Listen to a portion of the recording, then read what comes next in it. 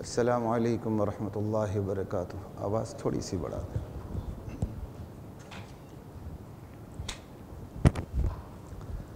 بسم اللہ والحمد للہ والصلاة والسلام علی رسول اللہ، اما بعد فاعوذ باللہ من الشیطان الرجیم، بسم اللہ الرحمن الرحیم۔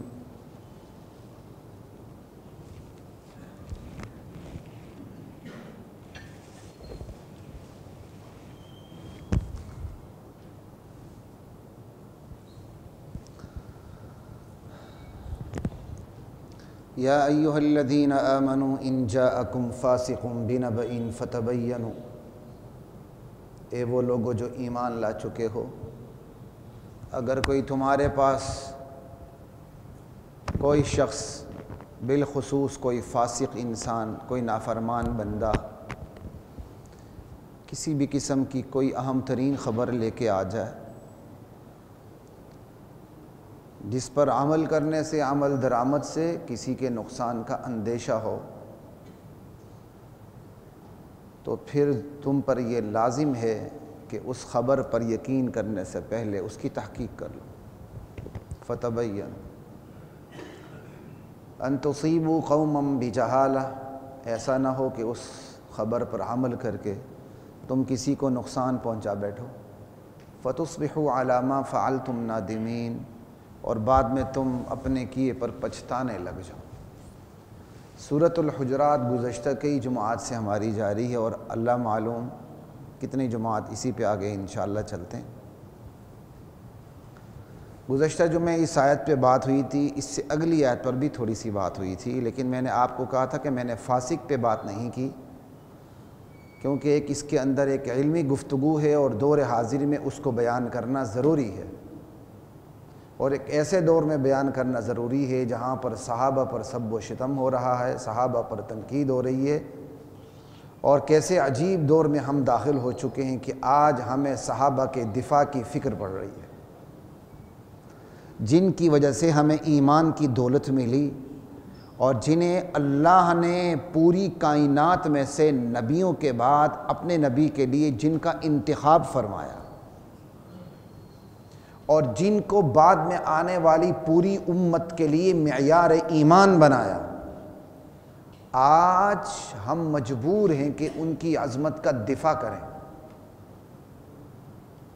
اس سے کوئی بدقسمتی اور بدبختی کے لمحات آ سکتے ہیں؟ سورۃ الحجرات میں میں نے پہلے بھی ایک سے زائد مرتبہ بات کی، اختصار کے ساتھ بات کی، نکل گیا، فاسق پہ بھی زیادہ بات نہیں کی، لیکن آج بات کرتے ہوئے ضرورت محسوس ہو رہی ہے کہ فاسق پہ بات کی جائے۔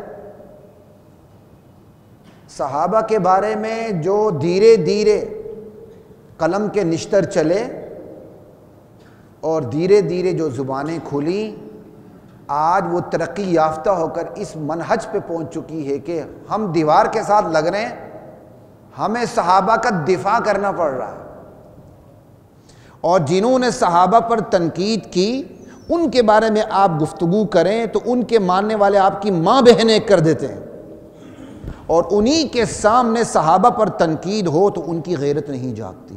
خدا کی قسم، یہ تو ہمیں سوشل میڈیا پہ تجربہ ہے۔ کسی کے قائد کو آپ کچھ کہہ کے دیکھیں، اس پر ایک اچھے اسلوب میں تنقید کر کے دیکھیں، ماں بہن ایک کر دیتے ہیں، آپ کو چوک چوراہے پہ بے لباس کر دیتے ہیں، اور اسی کی وال پہ جا کے اگر آپ صحابہ کو برا بھلا کہیں، اتحاد امت کے نام سے خاموش رہتے ہیں۔ لعنت نہیں پڑے گی اللہ کی؟ پھٹکار نہیں پڑے گی اللہ کی؟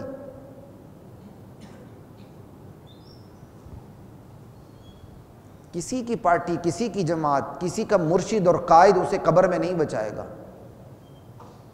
اس لیے بہت سی خوبیاں ہونے کے باوجود اگر آپ کی کسی قائد سے غلطی ہوئی تو اسے تسلیم کریں، اس کو اپنے نصاب سے نکال باہر کریں۔ آپ کے تسلیم نہ کرنے سے، اس کو نصابی کتاب بنانے سے یہ موقع آ گیا کہ آج مزدور قسم کے، لیبر قسم کے، پلمبر قسم کے لوگ زبانیں کھولتے ہیں صحابہ کے اوپر، جن کو قرآن کی آیت پڑھنی نہیں آتی، ترجمہ نہیں آتا، فقہ اصول فقہ کا، اصول کا، عربیت کا، صرف نحو کا، بلاغت کا، تفسیر کا، اصول تفسیر کا پتہ نہیں، وہ چند کتابیں اردو کی پڑھنے کے بعد تاریخ کا سہارا لے کے، جھوٹی روایات کا سہارا لے کے صحابہ پر سب و شتم کرتے ہیں۔ انا للہ و انا الیہ راجعون۔ تو یہی وہ حالات تھے جس نے مجھے مجبور کیا کہ سورۃ الحجرات پہ بات کرتے ہوئے فاسق پہ ضرور بات ہو۔ پہلے فاسق کے لٹرل میننگ کو دیکھ لیں۔ فاسق فسقہ، فسق جیسے ہم اردو میں بھی کہہ دیتے ہیں، عربی میں بھی استعمال ہے۔ فسق الرطب، کھجور اپنے چھلکے سے، غلاف سے باہر آ گئی، باہر نکل گئی، فسقہ۔ یعنی فسق اصل میں فسق خروج کو کہتے ہیں، نکلنے کو کہتے ہیں۔ فسق فلان عن الشرع، فلان شریعت سے باہر نکل گیا، شرعی حدود سے، عن حدود الشرع، شرعی حدود سے باہر نکل گیا۔ فاسق کسے کہیں گے؟ جو اللہ کی قائم کردہ حدوں میں سے کسی حد سے یا تمام حدوں سے یا چند حدوں سے باہر نکل جائے، وہ فاسق ہے۔ گناہ کبیرہ کا مرتکب فاسق ہے، وہ 1 کرے، 2 کرے، 4 کرے، 100 کرے، پھر اس کے درجے مختلف ہیں۔ اس لیے اس کا ترجمہ گناہگار بھی کیا جاتا ہے، نافرمان بھی کیا جاتا ہے ہمارے محاورے میں، ٹھیک ہے۔ پھر فسق کا اطلاق کفر پر بھی ہوتا ہے، کیونکہ ایک فسق کامل ہوتا ہے، بندہ بڑے یعنی پیک لیول پہ نکل جائے۔ تو پیک لیول پہ نکلنا کیا ہے؟ ایمان سے نکلنا ہے۔ قرآن نے اس کو بھی استعمال کیا ہے، قرآن نے عام گناہ کے لیے بھی اس کو استعمال کیا، جیسے اگلی آیت میں بات آئے گی۔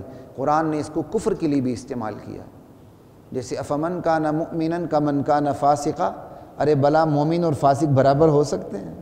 یعنی مومن اور کافر برابر ہو سکتے ہیں؟ لا یستوون، نہیں، کبھی نہیں ہو سکتے۔ لا الہ الا اللہ واللہ اکبر، یہ تو میں نے آپ کو تھوڑی سی اس کی لٹرل میننگ کی طرف میں آپ کو لے گیا۔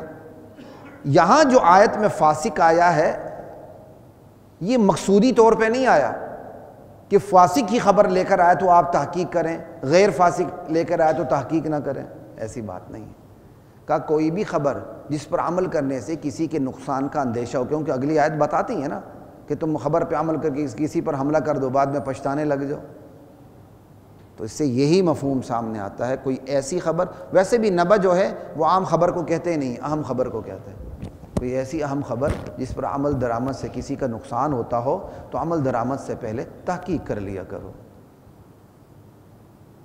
ٹھیک ہے۔ خصوصیت سے کوئی فاسق ایسی خبر لے کر آ جائے تو پھر تو اور بھی تحقیق لازم ہے، یہ مطلب ہو گیا۔ بات سمجھ آ رہی ہے؟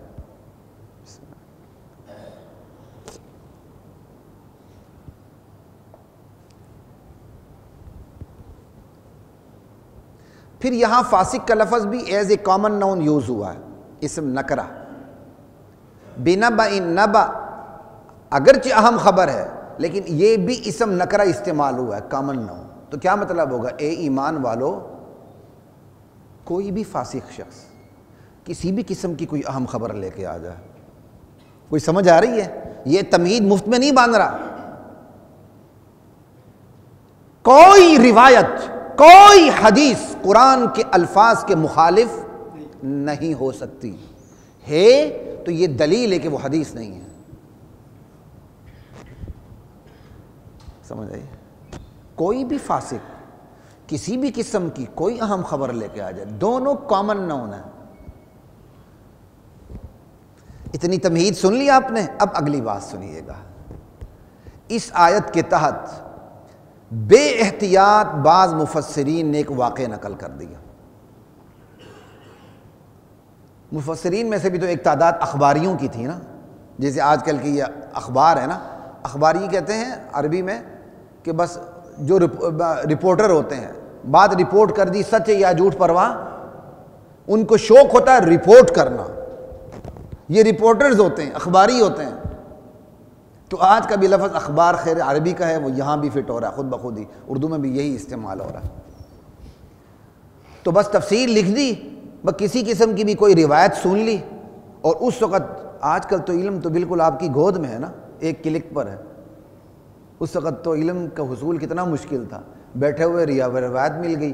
اب مشقت کون اٹھائے کہ جا کے سینکڑوں میل کا سفر کر کے پتہ کرے یہ روایت درست ہے یا غلط، لکھ دیجیے۔ تو اسی قسم کی ایک روایت عظیم ترین صحابی جو حضرت عثمان کے ماں شریک بھائی تھے، اخیافی بھائی تھے، حضرت ولید بن عقبہ رضی اللہ عنہ، ان کی طرف ایک واقعہ منسوب کیا گیا، اور یہ روایات تفاسیر میں لکھی گئی ہیں، ٹھیک ہے، کمزور حدیثوں کی کمزور کتابوں میں لکھی گئی روایات، یعنی جن کی سند کا عطا پتہ نہیں، ضعیف ترین، جس سے آپ استدلال کر ہی نہیں سکتے، عقلاً بھی غلط، نقلاً بھی غلط، روایت کے معیار پر بھی غلط، درایت اور عقل کی کسوٹی پر بھی غلط۔ کہتے ہیں جی ولید بن عقبہ کو نبی علیہ السلام نے بنی مستلق سے زکوٰۃ وصول کرنے کے لیے بھیج دیا۔ اب چونکہ عربی کتابوں میں لکھا ہوتا ہے تو ہمارے اردو تفسیر والے فوراً عربی کو کاپی کر کے لکھ لیتے ہیں، محقق بن جاتے ہیں۔ کیا یار عجیب بات ہے، خدا کی قسم، عربی میں لکھنے سے اس کو کوئی سند مل گئی؟ ابو جہل کو بھی بہت بڑی عربی آتی تھی، وہ عربی کتابوں میں ایک واقعہ لکھا ہوا، اس کو جوں کا توں ہمارے اردو مفسرین نے نقل کرنا شروع کر دیا۔ سمجھ آئی کہ ولید بن عقبہ رضی اللہ عنہ، اللہ تعالیٰ کے نبی نے ان کو بنی مستلق سے زکوٰۃ وصول کرنے کے لیے بھیجا۔ جب یہ وہاں گئے تو بنی مستلق وہ لوگ تھے جن کے ساتھ زمانہ جاہلیت میں ان کی دشمنی بھی تھی۔ جب یہ وہاں پہنچے تو وہ استقبال کرنے کے لیے باہر آئے کہ اللہ کے نبی کے نمائندے آ رہے ہیں، اور قبائلیوں کا استقبال کیا ہوتا ہے؟ اسلحہ سمیت ہوتا ہے، منہ میں نسوار، ہاتھ میں ہتھیار، سمجھ آئی بات کی؟ تو اسلحہ سمیت باہر آئے تو یہ گھبرا گئے کہ ان کو پرانی دشمنی یاد آ گئی، میں اکیلا ہوں۔ اس کا مطلب یہ انہوں نے گمان کر لی کہ یہ مجھے زکوٰۃ بھی نہیں دیں گے اور الٹا مجھے قتل بھی کریں گے، تو وہاں سے فوراً بھاگ آئے اور حضور کے پاس آ کے سارا ماجرا سنا دیے، یا رسول اللہ وہ زکوٰۃ بھی نہیں دے رہے، الٹا تو میرے قتل کے در پہ تھے۔ پھر روایات میں آتا ہے کہ نبی علیہ السلام نے ان کے خلاف لشکر بھیج دیا، بلکہ یہ بھی آتا ہے کہ لشکر تیار کر دیا۔ ادھر ان کو خبر مل گئی، وہ بھاگے آئے۔ ان کے سردار حضور صلی اللہ علیہ وسلم کے سسر تھے، بنی مستلق کے، حضرت جویریہ کے والد ام المؤمنین، وہ بھاگے آئے کہ یا رسول اللہ، نہ ہم نے ولید کو دیکھا، نہ اس کی شکل دیکھی، ہمیں کچھ پتہ ہی نہیں ہے، نہ ہم نے زکوٰۃ کا انکار کیا۔ کہ تبھی آیت اتری، انا للہ و انا الیہ راجعون۔ یعنی وہ اتنے سادہ لوگ تھے کہ انہیں پتہ ہی نہیں چلا کہ یہ استقبال کرنے آ رہے ہیں یا حملہ کرنے آ رہے ہیں۔ کبھی ایسا بھی ہوا ہے کہ ایک شخص پر حملہ کرنے کے لیے پورا قبیلہ امڑ آئے، روایت کے معیار پر بھی غلط، سند میں ایرانیوں نسل لوگ موجود، چین دیکھی جاتی ہے نا، اس کی سند میں دشمنان صحابہ ہیں، اس حدیث کی سند میں، لہذا یہ حدیث ہی نہیں، اس کو حدیث کہنا ہی گناہ ہے۔ ایک تو اس کے سند کے راوی درست نہیں، دوسرا یہ عقل کے معیار پر بھی بالکل غلط۔ صرف یہ نہیں دیکھنا پڑتا کہ راوی ٹھیک ہے، یہ بھی دیکھنا پڑتا ہے جو روایت ہے وہ عمومی اصول سے ٹکرا تو نہیں رہی۔ آپ کے آئین کا کوئی آرٹیکل جو عمومی آرٹیکل ہوتا ہے اس سے متصادم تو نہیں ہو سکتا، جو خصوصی آرٹیکل ہوتا ہے وہ عمومی آرٹیکل کے متصادم کبھی نہیں ہو سکتا۔ ایک حدیث ہے، وہ حدیث دیگر حدیث سے متصادم نہیں ہو سکتی، وہ حدیث قرآن کی آیات سے متصادم نہیں ہو سکتی۔ نہ اللہ نے ولید کو فاسق کہا، نہ اللہ کے رسول نے ولید کو فاسق کہا، نہ یہ اطلاع ملنے کے بعد حضور نے ولید کے خلاف کوئی کارروائی کی، یہ بھی ثابت نہیں، کچھ بھی ثابت نہیں۔ جب مکے کے لیے جانے لگے تھے تو ایک صحابی سے غلطی ہو گئی تھی نا کہ انہوں نے اطلاع دے دی تھی کہ لشکر آ رہا ہے ایک حملہ کرنے کے لیے، سورہ ممتحنہ اسی کے اوپر ہے، اللہ کے نبی کو وحی ہو گئی، ان کو پکڑ لیا گیا۔ حضرت عمر نے کہا یا رسول اللہ مجھے اجازت دے میں اس کو قتل کر دوں، حضور نے فرمایا تمہیں پتہ نہیں یہ بدری صحابی ہے۔ نیت ان کی غلط نہیں تھی، ٹھیک تھی، کیونکہ یہ وحی آ چکی تھی، وہ سارا واقعہ ہے کہ یا رسول اللہ مجھے پتہ تھا اللہ نے آپ کو تو فتح دینی ہے، میں چونکہ مکے کا مقامی بندہ نہیں ہوں، ان کو اطلاع سے یہ ہوتا کہ وہ میرے بچوں کو کچھ نہ کہتے، میرا خاندان وہاں، اگرچہ غلطی تھی لیکن اس غلطی سے ان کو غدار نہیں کہا گیا، کیوں؟ وحی آئی تھی۔ میں نے کس بات پہ میں نے اس کو لانے کی کوشش کی تھی پتہ نہیں، میرے ذہن سے بات نکل گئی۔ تو بہرحال تو بات ہو رہی تھی فاسق پہ بات کہ یہ روایتاً بھی غلط ہے، عقل کی کسوٹی پر بھی غلط ہے۔ ہاں اس بات پر آ رہی تھی کہ جب حضور کو یہ اطلاع ملی کہ انہوں نے یہ کام کر دی، اطلاع کے لیے بندے کو بھیج دیا، لونڈی بھیج دی تھی، اس کو راستے سے پکڑ لیا گیا، واپس لایا گیا، حضور نے باقاعدہ پوچھ گچھ کی، ہاں بھائی آپ نے یہ ایسا کیوں کیا، آپ سے یہ غلطی کیوں ہوئی؟ لیکن کہیں روایت میں نہیں آتا کہ حضور نے ولید بن عقبہ کو پکڑا ہو، ہاں بھائی بتاؤ تم نے اتنا بڑا بلنڈر کیوں مارا، نعوذ باللہ، کہ ہم نے تو اس کے خلاف پورا لشکر بھیج دیا تھا، وہاں تو قتل و غارت ہو جاتی۔ کوئی ایسی بات نہیں۔ یہی وجہ ہے کہ امام ابو حنیفہ رحمۃ اللہ علیہ کا حدیث کو پرکھنے کا معیار اتنا سخت تھا نا کہ اللہ اکبر، تمام محدثین امام ابو حنیفہ کے اس معیار کو قبول کرتے، تو آج جو حدیث پر بے دین قسم کے لوگ اعتراضات کرتے ہیں وہ اعتراضات آتے ہی نہ۔ وہ کہتے تھے صرف راوی کو نہیں دیکھنا، الفاظ کو دیکھنا ہے، الفاظ کے موقع محل کو دیکھنا ہے، اور اس چیپٹر سے متعلق جتنی بھی روایات ہیں ان کو سب کو جمع کر کے دیکھنا ہے کہ یہ حدیث کسی عمومی حدیث سے ضابطے سے ٹکرا تو نہیں رہی، اس حدیث کی قرآن سے ہم آہنگی ہے یا، یہ ساری باتیں امام ابو حنیفہ نوٹ کرتے تھے۔ ان کے ہاں حدیث کا معیار بہت سخت تھا۔ اب جن کے ہاں حدیث کا وہ معیار نہیں تھا انہوں نے چپ کر کے لکھ دیا، بلکہ جن کا معیار تھا انہوں نے بھی اس معیار کو نہیں دیکھا، لکھ دیا۔ پھر اس سے اتنا بڑا بلنڈر ہوا کہ لوگوں نے صحابہ پر تان کرنے شروع کر دیا۔ پہلے تو سب کچھ لٹریچر کے اندر چھپا ہوتا تھا نا، اب تو ذرائع ابلاغ کا دور ہے، ہر چیز باہر ہے، کوئی یہ نہیں دیکھتا کہ یہ غلط ہے کہ صحیح ہے، کہتے دیکھو نہیں صحابہ ایسے ہوتے ہیں، جیسے آپ کے بہت سے یوٹیوبر یہی کام کر رہے ہیں۔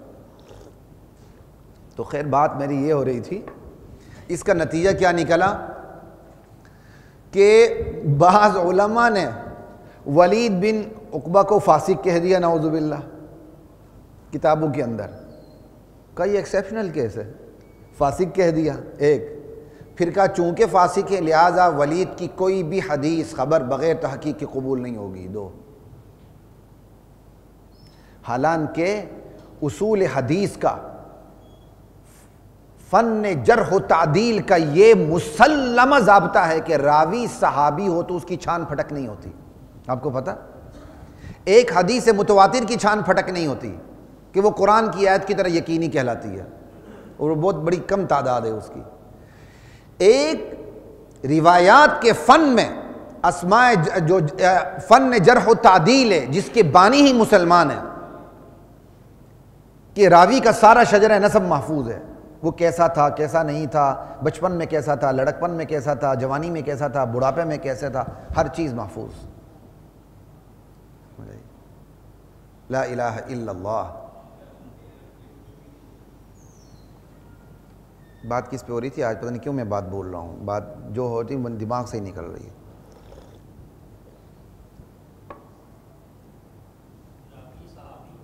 ہاں جی شکریہ مہربانی۔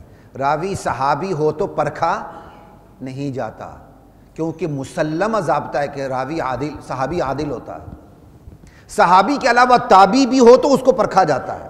روایت جو چین ہوتی ہے حدیث کی، چین میں جہاں صحابی آ جائے وہاں سب ہاتھ کھڑے کر دیتے ہیں، اس کی چھان پھٹک نہیں کرتے، یہ آپ کو پتہ ہونا چاہیے۔ تو اس غلط واقعے کی وجہ سے اس چھان پھٹک کے معیار سے ان کو باہر کر دیا گیا، مسلمہ ضابطے کی خلاف ورزی کی۔ اور یہ اہل اسلام کا کنسنسس ہے اس بات پر کہ الصحابۃ کلہم عدول، صحابہ سب کے سب عادل تھے، ان کی ہر روایت مقبول ہے، قبول ہے، وہ جھوٹ نہیں بول سکتے، بول سکتے ہیں بولتے نہیں ہیں، عادل ہیں۔ اب اس قانون پر بھی حملہ کر دیا، دیکھو جی قرآن نے تو صحابی کو فاسق کہہ دیا، تم کہتے ہو سارے صحابہ عادل، انا للہ و انا الیہ راجعون۔ روایت کا عطا پتہ نہیں، چین کا پتہ نہیں، چین میں ایرانی النسل لوگ، دشمنان صحابہ لوگ، پھر یہ عقل اور درایت کی کسوٹی پر بھی یہ روایت پوری نہیں اترتی۔ نہ اللہ نے ولید کو فاسق کہا، نہ رسول اللہ نے ولید کو فاسق کہا، نہ ان کے خلاف کوئی کارروائی کی گئی، اور قرآن کی یقینی آیت کو جھوٹی روایت کی روشنی میں فٹ کر دیا گیا۔ کتنا بڑا گناہ کبیرہ! صحابہ کے خلاف طعن و تشنیع کا موقع دیا گیا۔ تو یہ روایت ہر طرح سے غلط ہے۔ جو ساری میں نے تمہید باندھی اسی کے لیے باندھی۔ اب آگے جاتے ہیں، کیا صحابہ معصوم تھے؟ نہیں، صحابہ معصوم نہیں تھے۔ معصومیت کس کی خصوصیت ہے؟ پیغمبر کی خصوصیت ہے۔ قانون معصومیت، یہ یاد رکھے، قانون معصومیت پیغمبر کی خصوصیت ہے۔ صحابہ سے گناہ سرزد ہو سکتا ہے، اور بعض سے ہوا بھی ہے، ہو سکتا ہے، یہ نہیں کہ صحابہ ضرور گناہ کرتا ہے، یہ بات غلط ہے۔ لوگ معصومیت کے قانون کو سمجھتے نہیں ہیں۔ معصومیت کے قانون کا مطلب ہے کہ گناہ ہوتا ہی نہیں ہے، یہ انبیاء کی خاصیت ہے۔ اب آگے ہے صحابہ معصوم نہیں، کیا مطلب؟ گناہ ہوتا ہے نہیں، ہو سکتا ہے، امکان ہے۔ اس کو اچھے خاصے علماء بھی نہیں سمجھتے اس بات کو۔ صحابہ سے گناہ سرزد ہو سکتا ہے، بعض سے ہوا، سزائیں بھی ملی، حدیث میں موجود ہے۔ اب صحابی سے کوئی گناہ سرزد ہو جائے تو شریعت کا جو تقاضا ہے وہ پورا ہوتا ہے۔ شریعت نے سزا دینی وہ دے دیتی ہے شریعت، اور ایسا ہوا بھی ہے۔ جب صحابہ سے گناہ ہوا، شریعت نے سزا دے دی، تو کیا وہ ہمیشہ کے لیے گناہ ان کے اوپر رہے گا؟ نہیں۔ عام آدمی پر ہمیشہ کے لیے گناہ نہیں رہتا، عام آدمی پر وہ فتویٰ نہیں رہتا، تو صحابی پر رہ سکتا ہے۔ ایک آدمی اپنی ماضی کی زندگی میں بڑا شرابی تھا، اب نیک پرہیزگار، صوم و صلاۃ کا پابند ہو گئے، تہجد بھی کیا کہتے ہیں پڑھنے لگے، اب آپ اس کو شرابی کہہ سکتے ہیں؟ تو صحابی کو فاسق کیسے کہہ سکتے ہیں؟ صحابی کو آپ فاسق کیسے کہہ سکتے ہیں؟ پھر اہل سنت، اہل اسلام کا یہ متفقہ عقیدہ ہے، صحابہ سے اگر کبھی کوئی گناہ ہوا بشری تقاضوں کے مطابق تو انہوں نے توبہ کر لی تھی، اور اس پر قرآن کی آیت بھی دلیل ہے۔ اللہ کہتے ہیں میں سارے صحابہ سے راضی، رضی اللہ عنہم ورضوا عنہ۔ یہ اوپر سے اللہ نے سند جاری کر دی، اور اللہ نے سند اپنے علم کی بنیاد پہ جاری کی، اور اللہ کا علم یہی تھا کہ صحابہ کی موت ان کاموں پہ ہوگی جو اللہ کو پسند ہیں۔ اگر ان کاموں پہ نہ ہوتی جو اللہ کو پسند ہیں، ان کاموں پر نہ ہوتی، تو اللہ تعالیٰ کبھی بھی صحابہ کو رضامندی کا سرٹیفکیٹ نہیں دیتے۔ یہ بھی دلیل ہے کہ صحابہ توبہ تائب ہو چکے تھے۔ پھر اس کے علاوہ عمومی دلائل الگ ہیں۔ التائب من الذنب کمن لا ذنب لہ، گناہ سے توبہ کرنے والا ایسے ہی جیسے اس نے گناہ کیا ہی نہیں۔ ان الحسنات یذہبن السیئات، نیکیاں بہا کے لے جاتی ہیں گناہوں کو، ختم کر دیتی ہیں۔ ایک ایسے ہی ماحول تھا، صحابہ تھے، تو عشرہ مبشرہ میں سے ایک صحابی ہیں حضرت سعید بن زید، وہ جوش میں آ گئے، اور یہ ابو داود اور ترمذی کی حدیث ہے، یہ ان کی اپنی بات ہے۔ کہا لمشہد رجل منہم مع رسول اللہ صلی اللہ علیہ وسلم یغبر فیہ وجہہ، صحابی میں سے کسی صحابی کا نبی علیہ السلام کے ساتھ کسی غزوے میں شریک ہونا، اور شرکت بھی اتنی کہ غبار آلود ہو جائے اس کا چہرہ، نہ زخم ہو نہ قتل ہو۔ نبی علیہ السلام کے ساتھ کسی صحابی کا شریک ہونا جہاد میں، کہ اس کا چہرہ اس جہاد میں کیا کہتے ہیں شریک ہونے سے غبار آلود ہو جائے، خیر من عمل احدکم عمرہ، تم میں سے کسی کے بھی پوری عمر کے اعمال سے بہتر ہے۔ بھائی عمر کتنی ہوتی ہے؟ 50 60 سال 70 سال، چلو جی سینچری ہو گئی، آؤٹ ہو گئے، ٹھیک۔ آگے سنو کیا ہو رہا ہے، وَلَوْ عُمِّرَ عُمُرَ نوح، اگرچہ اس کو عمر نوح دی جائے، پھر بھی کسی ایک صحابی کا رسول اللہ کے ساتھ جہاد میں شریک ہو کے اپنے چہرے کو غبار آلود کر لینا، اس شخص کے تمام اعمال سے بدرجہ بہتر ہے جس کو عمر نوح بھی دے دی گئی ہو۔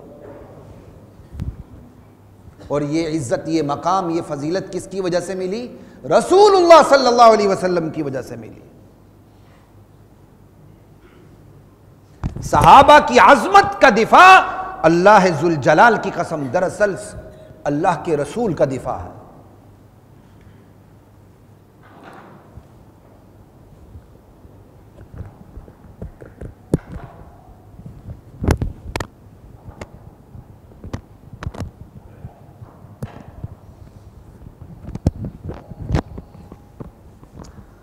لا الہ الا اللہ۔ دراصل ایسی گھٹیا روایات، جن کو روایات کہنا بھی گناہ ہے، دشمنان نے صحابہ نے درمیان میں ڈال دی صحابہ کو بدنام کرنے کے لیے۔ حضرت ولید بن عقبہ حضرت عثمان رضی اللہ عنہ کے اخیافی بھائی تھے، ماں شریک بھائی۔ باپ شریک کو علاتی کہتے ہیں، ماں باپ دونوں شریک ہو تو حقیقی ہوتے ہیں، ٹھیک ہے؟ باپ شریک ہوں تو علاتی ہو گئے، ماں شریک بھائی ہوں تو اخیافی بھائی ہو گئے۔ اور حضرت عثمان نے ان کو کوفے کا گورنر بنایا تھا، تو کوفے کا گورنر بھی تو سوچ سمجھ کے بنایا تھا نا، کوفہ میں تو غدار بستے تھے، تو کوفیوں کو قابو کرنا آسان تھا، تو کوفی ان کو معاف کرتے، تو کوفیوں نے روایتیں گھڑ لی۔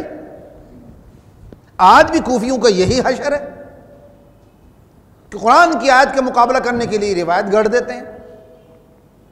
کیسے گھڑتے یہ آپ کو بتا دیتا ہوں، ذرا آپ دل تھام کے سنیے گا۔ کہ عرضنا الامانۃ علی السماوات والارض والجبال، ہم نے اس امانت کو، اس قرآن کو، اس دین کو آسمانوں، علی السماوات والارض والجبال، آسمان و زمین پر اور پہاڑوں پر پیش کر دیا۔ فابین ان یحملنہا، انہوں نے اس امانت کو اٹھانے سے انکار کر دیا، ڈر گئے۔ وحملھا الانسان، انسان نے اس کو اٹھا لیا، یہ ابو بکر تھا اٹھانے والا۔ انہ کان ظلوما جہولا، ابو بکر بڑا ظالم اور جاہل تھا۔ انا للہ و انا الیہ راجعون۔ پتہ ہے آپ کو؟ اب اس پر بھی آپ یقین کر لیں، یہ قرآن کی تفسیر نہیں، تحریف ہے، یہ کفر بک رہے ہیں لوگ۔ کہاں وحملھا الانسان آ گیا، کہا جی انسان سے مراد ابو بکر ہے۔ انا للہ و انا الیہ راجعون۔ اطیعوا اللہ اطیعوا الرسول اولی الامر منکم، کہ اولی الامر منکم سے ہماری چند شخصیات مراد ہیں جو انبیاء سے بھی افضل ہیں۔ انا للہ و انا الیہ راجعون۔ خدا کی قسم شکر ادا کریں، اللہ نے اس دین کی حفاظت کی گارنٹی دی ہوئی ہے قرآن کی، وگرنہ روایات کے نام پر وہ تحریف ہوتی کہ قرآن اپنی اصلی شکل میں محفوظ ہی نہیں رہ سکتا تھا، کم سے کم اس کی تفسیر ہی محفوظ نہیں رہ سکتی تھی۔ آج بھی ذرائع ابلاغ کے اس ترقی یافتہ دور کے اندر تفسیر کے نام پر تحریف ہوتی ہے۔ لا الہ الا اللہ واللہ اکبر۔ اس لیے وہ تمام راوی جو فاسق العمل ہیں ان کی روایت بھی دین کے معاملے میں قبول نہیں، اسی طرح وہ تمام راوی جو فاسق العقیدہ ہیں دین کے معاملے میں، روایت میں، شہادت میں، دین کے معاملے میں نہ روایت قبول ہوگی نہ شہادت قبول ہوگی۔ اور جنہوں نے اس سلسلے میں کمزوری دکھائی، اللہ ان سے پوچھے۔ انہوں نے اسلام کو وہ نقصان دیا، گمراہی کے وہ دروازے کھولے کہ آج ہم ان دروازوں کو بند کرنے کی فکر میں ہوتے تو دروازے بند نہیں ہوتے، ایک کو بند کرتے ہیں دوسرا کھلتا ہے، دوسرے کو بند کرتے ہیں تیسرا کھلتا ہے۔ لا الہ الا اللہ واللہ اکبر۔ جس کا اپنے دین پر ایمان نہیں، دین برحق پر، وہ دین برحق کے بارے میں صحیح روایت کرے گا، صحیح شہادت دے گا۔ جس کا ایمان کفر کو اسلام اور اسلام کو کفر سمجھنا ہے، وہ ابو بکر کی گواہی دے گا۔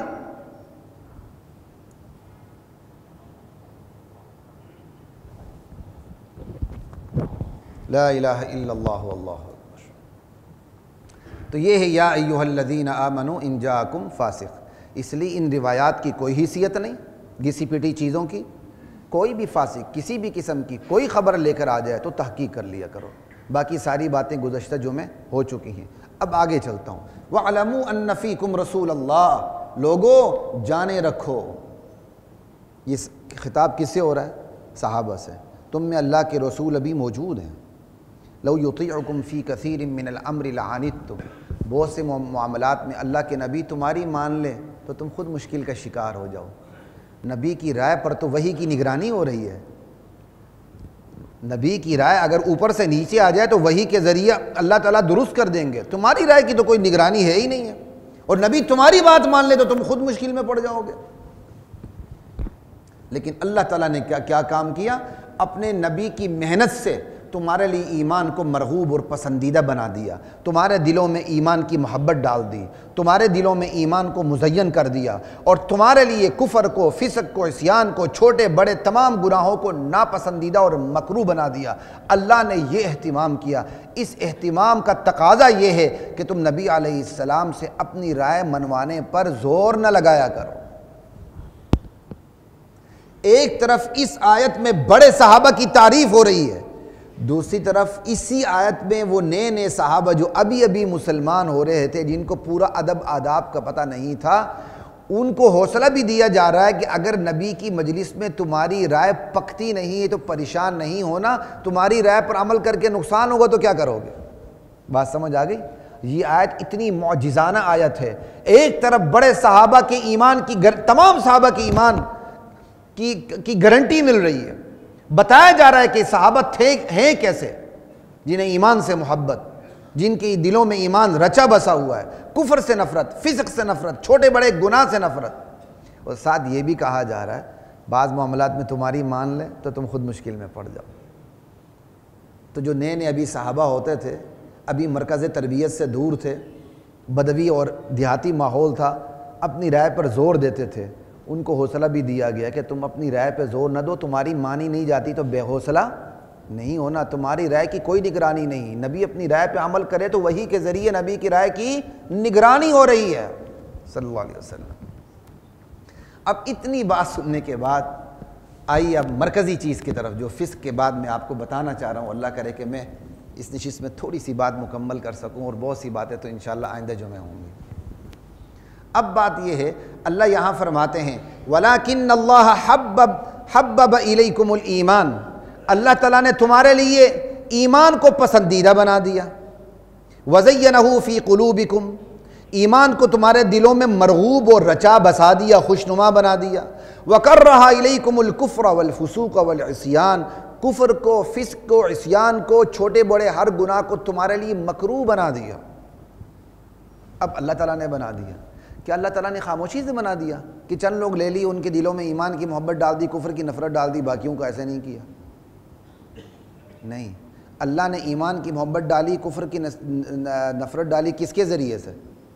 نبی علیہ السلام کی محنت کے ذریعے سے۔ اب نبی علیہ السلام کی محنت کیسی ہوئی دیکھیں ذرا۔ دور جاہلیت میں محبوب کو مکروہ بنا دیا گیا تھا، مکروہ کو محبوب بنا دیا گیا تھا۔ ایمان جیسی پسندیدہ چیز کو دور جاہلیت میں نظریات، اعمال اور عقائد کے ذریعے مکروہ بنا دیا گیا تھا، اور دور جاہلیت میں فسق کو، چھوٹے بڑے گناہ کو، کفر کو بعض اعمال اور عقائد کے ذریعے پسندیدہ بنا دیا گیا تھا۔ آج بھی یہی کام ہو رہا ہے، ایمان کو ناپسندیدہ بنایا جا رہا ہے، اور بڑے بڑے گناہوں کو فیشن بنا کے پسندیدہ بنایا جا رہا ہے۔ نبی علیہ السلام نے کیا کام کیا؟ نبی علیہ السلام نے سماج کی نفسیات میں اتر کر تلاوت قرآن سے، تعلیم کتاب و حکمت سے، تزکیے سے، محنت سے، دعوت و تبلیغ سے ان کی پسندیدہ چیز کو ناپسندیدہ بنا دیا، اور ناپسندیدہ چیز کو پسندیدہ بنا دیا۔ تو اس میں سب سے پہلے ان آیات میں اللہ کی رحمت نظر آتی کہ اس نے نبی کو بھیجا، پھر انہی آیات میں نبی کی محنت نظر آتی ہے، اور محنت کا منہج، پیراڈائم اور رخ نظر آتا ہے کہ محنت کس رخ پہ کی، ایمان کی محبت بٹھائی اور کفر کی نفرت بٹھائی۔ یہ نفرت بھی ایمان کا حصہ ہے، یاد رکھیں، انشاءاللہ اس پہ مکمل بات ہوگی۔ لوگوں کو نفرت عجیب سی لگتی ہے، نفرت بھی ایمان کا حصہ ہے۔ یہ ہے نبی علیہ السلام کی تعلیم کا پیراڈائم۔ دو باتیں معلوم ہوئی، اور تیسری بات اس سے صحابہ کی فضیلت معلوم ہو گئی۔ عام طور پر آپ سنتے ہوں گے یہ آیت پڑھ کے لوگ صحابہ کی فضیلت بیان کر دیتے ہیں، حالانکہ اس میں سب سے پہلے اللہ کی رحمت بیان ہوتی ہے، نبی کی محنت اور منہج اور پیراڈائم بیان ہوتا ہے، رخ بیان ہوتا ہے، پھر صحابہ کی فضیلت سامنے آتی ہے، جو تیسرے نمبر پر۔ ٹھیک، تو نبی علیہ السلام نے تزکیے سے، تعلیم کتاب و سنت سے، حکمت سے ان تمام اعمال کو، ان تمام عقائد کو، ان تمام فرسودہ خیالات اور رسوم و رواج کو بے پردہ کر دیا جنہوں نے ایمان کو ناپسندیدہ بنا دیا تھا اور کفر کو پسندیدہ بنا دیا تھا۔ جب ایمان پر سے یہ ساری گردیں ہٹ گئیں، ایمان کو ناپسندیدہ بنانے والے تمام کے تمام عقائد اور نظریات اور فرسودہ خیالات چھٹ گئے، تو ایمان بالکل بے حجاب ہو کے سامنے آ گیا۔ متلاشیان حق کو ایمان سے محبت ہو گئی، اور پھر اللہ کے نبی نے محنت سے کفر، فسق، عصیان سے سارے پردے ہٹا دیے۔ وہ تمام عقائد، وہ تمام نظریات، وہ تمام فرسودہ خیالات جنہوں نے بڑے چھوٹے گناہ کو خوشنما بنا دیا تھا، ان کی اللہ کے نبی نے جب ان کی چادر اتار دی، ان کو بے لباس کر دیا، ان کو بے پردہ کر دیا، تو کفر، فسق، عصیان کی خونخوار صورت سامنے آ گئی جس سے صحابہ کو نفرت ہو گئی۔ کوئی سمجھ آ رہی ہے؟ حالانکہ یہاں صرف اتنا ہی کافی تھا، کفر، 3 گناہوں کا ذکر کیا، کفر، فسق، عصیان۔ کفر جس میں ایمان ہی نہیں ہے، فسق ایمان ہوتے ہوئے بڑے بڑے گناہ، اور عصیان چھوٹے گناہ۔ تو اللہ نے ایسا کیا کیا کہ نہ صرف کفر کی نفرت ڈال دی، بڑے گناہوں کی بھی نفرت ڈال دی، چھوٹے گناہوں کی بھی نفرت ڈال دی۔ کیوں؟ اس طرح ایمان کی حفاظت کی صحابہ کی۔ بسا اوقات بندہ چھوٹے گناہ سے ٹریولنگ شروع کرتا ہے، بڑے گناہ پہ آتا ہے، اور بڑے گناہ سے ہوتے ہوئے کافر ہو جاتا ہے۔ اور یہ قرآن میں ہے، بنی اسرائیل انبیاء کو قتل کرتے رہے ہیں، وَيَقْتُلُونَ النَّبِيِّينَ بِغَيْرِ الْحَقِّ، اور اللہ اس کی وجہ بیان فرماتے ہیں، ذَلِكَ بِمَا عَصَوْا وَكَانُوا يَعْتَدُونَ، یہ بنی اسرائیل جو انبیاء کو قتل کرتے رہے، اس کی وجہ ان کی پہلی کی نافرمانیاں ہیں، ان کے چھوٹے گناہوں نے اس بڑے گناہ تک ان کو پہنچا دیا۔ تو صحابہ کے ایمان کی حفاظت اللہ نے یوں کی، ایک طرف ایمان کی محبت ڈال دی، اب دنیا غیر محبوب ہو گئی، اور ایمان کو مزین کر دیا، دنیا کا حسن و جمال اب ان کے سامنے کوئی ان پہ اثر کرتا نہیں تھا، اور کفر، فسق، عصیان کی نفرت ڈال دی، اب کفر، فسق، عصیان سے ان کا سودا ہو نہیں سکتا تھا۔ اللہ اکبر، یہ ہے، یہ طریقہ کار ہے نبی کی محنت کا۔ اب سوال یہ پیدا ہوتا ہے، وہ کون سے اعمال ہیں، وہ کون سے عقائد تھے بلکہ ہیں، آج کل کے کون سے ہیں وہ تو انشاءاللہ آئندہ نشست میں بیان ہوں گے۔ اب جو ان کے ہیں وہ ذرا مزے لے کے سنیے گا، کیونکہ جب ہم اپنے بیان کریں گے تو پھر کئیوں کو مزہ نہیں آئے گا، وہ کہیں گے یہ تو ہم پہ تنقید ہو رہی ہے۔ حضور کے دور کے مشرکوں کو تنقید کریں تو مزے مزے سے سنیں، جیسے لطیفے سن رہے ہیں، اور جب اپنے اوپر تنقید ہو رہی ہو تو پھر ہم منہ بنا لیتے ہیں۔ تو ہمارا اپنا حشر کیا ہے وہ انشاءاللہ آئندہ جو میں بات ہوگی، اس دفعہ موقع نہیں ہے۔ ابھی چیدہ چند چیزیں وہ بتاؤں گا، وہ اعمال، وہ عقائد، وہ فرسودہ خیالات جنہوں نے ایمان اور کفر، فسق پر پردہ اس طرح ڈالا تھا کہ ایمان جیسی پسندیدہ چیز ناپسندیدہ ہو گئی تھی، اور کفر جیسی ناپسندیدہ چیز پسندیدہ ہو گئی تھی۔ وہ کیا تھا؟ وہ 1 by 1 8 10 بتا دیتا ہوں، موقع نہیں زیادہ بات کرنے کا۔ پہلی بات جو قرآن بتاتا ہے، وجدنا علیہا آباءنا، اگر ہم اس کا پنجابی میں ترجمہ کریں، ساڑھے ماں پیو غلط سن۔ ایک تو مجھے پنجابی آتی نہیں، بولتا تو میں فوراً ہی گر جاتا ہوں، ہڈی پسلی ایک کر دیتا ہوں پنجابی کی، مجھے نہیں آتی پنجابی۔ ساڑھے ماں پیو غلط سن، سمجھ آئی بات کی؟ یہ وہی ہے، وجدنا علیہا آباءنا، کہ ہم نے اپنے آباء و اجداد کو ایسے ہی کرتا پایا، یعنی آباء و اجداد کی اندھی پیروی، جس کی وجہ سے ایمان ناپسندیدہ بن گیا تھا اور کفر و عصیان ان کے لیے پسندیدہ ہو گیا تھا۔ موقع نہیں، صرف میں اشارہ کر رہا ہوں، انشاءاللہ پھر آگے کسی وقت تفصیل ہوگی۔ دوسری بات جی، جس کی وجہ سے ایمان ناپسندیدہ اور کفر پسندیدہ ہو گیا تھا، واللہ امرنا بیا، اللہ دا حکم ہے۔ ہم یہ جو کر رہے ہیں کس کا حکم ہے؟ جب اللہ کے نبی کرتے تھے، کہتے تھے یہ کفر نہ کرو، یہ شرک نہ کرو، یہ بتوں کے نام نظر و نیاز نہ دو، یہ غیر اللہ کی پوجا پاٹ نہ کرو، کہتے تھے یہ تو اللہ کا حکم ہے، اور اللہ کا حکم پہ عمل کر کے بندہ کافر اور مشرک نہیں ہوتا۔ واللہ امرنا بہا، اللہ کا حکم ہے یہ۔ اب اللہ کا حکم ہے یہ کہہ کر اس چیز نے ایمان ناپسندیدہ بنا دیا تھا اور کفر ان کے لیے، وہ کہتے تھے کفر ہے یہ اللہ کا حکم. جیسے جو بدعات ہوتی ہیں، بدعات بندہ گناہ سمجھ کے نہیں کرتا، اللہ کا حکم سمجھ کے کرتا. یہ ہمارے اندر بھی ہے. اب تیسری بات کی طرف آتے ہیں. وہ کہتے تھے ما نعبدہم الا لیقربونا الی اللہ زلفی،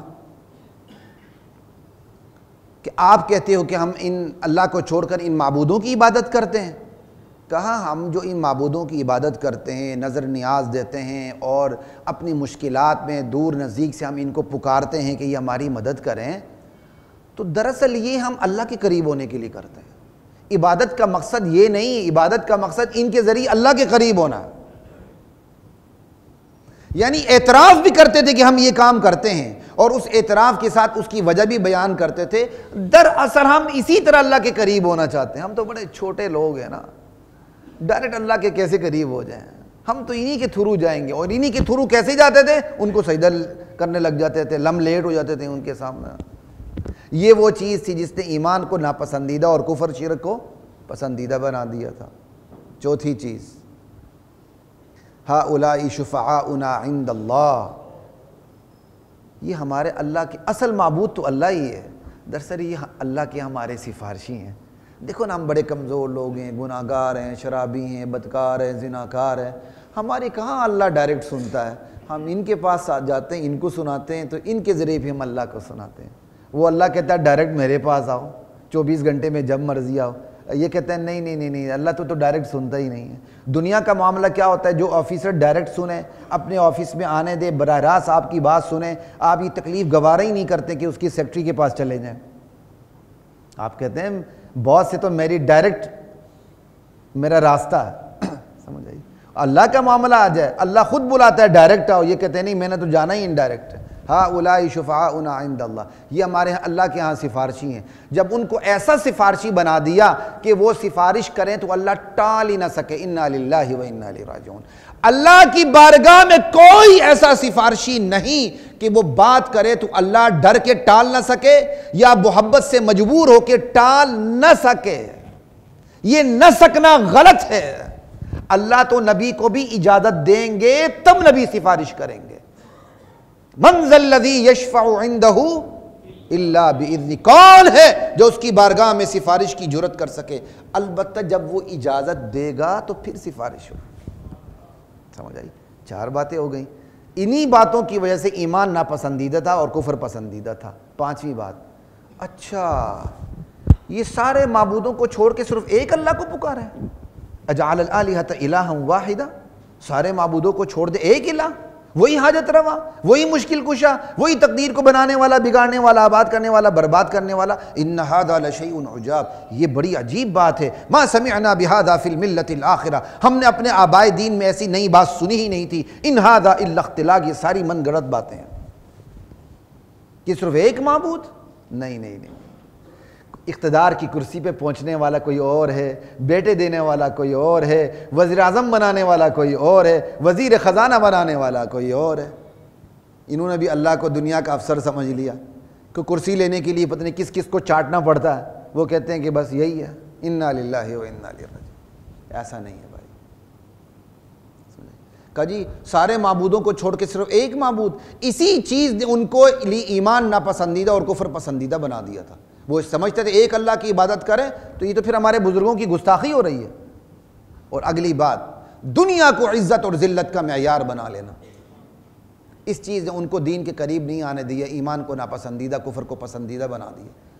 وہ باقاعدہ کہتے تھے لولا نزل هذا القرآن على رجل من القريتين عظیم، اگر اس قرآن نے اتر نہیں تھا تو ہمارے معاشرے کے ایک یتیم پہ کیوں اترا جو اپنے وقت میں یتیم رہ چکا ہے؟ کسی بہت بڑے سرمایہ دار پہ اترتا. 2 بڑی وادیاں تھیں، طائف اور مکہ.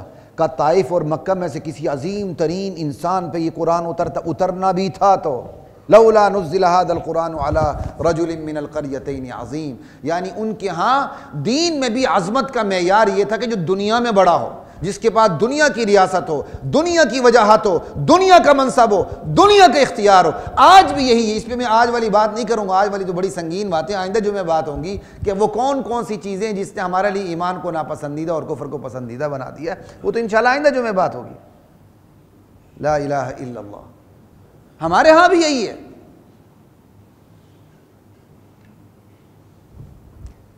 ہم اس مولوی صاحب کی سنتے ہیں جس کے پاس دنیا بھی ہو. ہماری زبان میں محاورہ ہے غریب مولوی کا مسئلہ قبول نہیں. سمجھ آئی؟ اور اگلی ان کی جو عقیدہ جس کی وجہ سے نظریہ، جس کی وجہ سے ایمان ناپسندیدہ کفر پسندیدہ تھا، عقل پرستی. عقل پسندی نہیں، اللہ نے عقل دی تو اس کو تو پسندیدہ چیز ہے. عقل پرستی، عقل کو سب کچھ سمجھ لینا، ریشنلسٹ بن جانا، ریشنلزم کا شکار ہو جانا، اس چیز نے ان کے لیے ایمان کو ناپسندیدہ کفر کو پسندیدہ بنا دیا. وہ ریشنلزم کا شکار ہو کے انہوں نے آخرت کا انکار کر دیا. بلا بوسیدہ ہڈیوں میں بھی جان پڑ سکتی ہے، یہ ریشنلزم نہیں تو اور کیا ہے. شیطان سب سے بڑا ریشنلسٹ تھا. اللہ نے کہا تم نے آدم کو سجدہ کیوں نہیں کیا؟ اس نے کہا انا خیر من، میں اس سے بہتر ہوں، میں تو آگ سے پیدا ہوا ہوں، یہ مٹی سے پیدا ہوا ہے. اور اس نے اپنے نفسیاتی مسئلہ کو عقل کا مسئلہ بنا لیا. اس کی نفسیات میں یہ بات تھی مٹی کمتر ہے اور آگ برتر ہے، حالانکہ مٹی نے اپنی گود میں آگ کو سنبھالا ہوا ہے. یہ مٹی سے درخت نکلتا ہے، درخت سے آگ نکلتی ہے، تو یہ آگ تو مٹی کی گود میں. مٹی کا کمتر ہونا، آگ کا برتر ہونا یہ عقلی مسئلہ نہیں ہے، یہ تو نفسیاتی مسئلہ ہے شیطان کا. اس نے اپنے نفسیاتی مسئلے کو ریشنلزم بنا دیا. تو کفار مکہ جو ایمان ان کے لیے ناپسندیدہ تھا اور کفر پسندیدہ تھا، ان کی عقل پرستی کی وجہ سے تھا.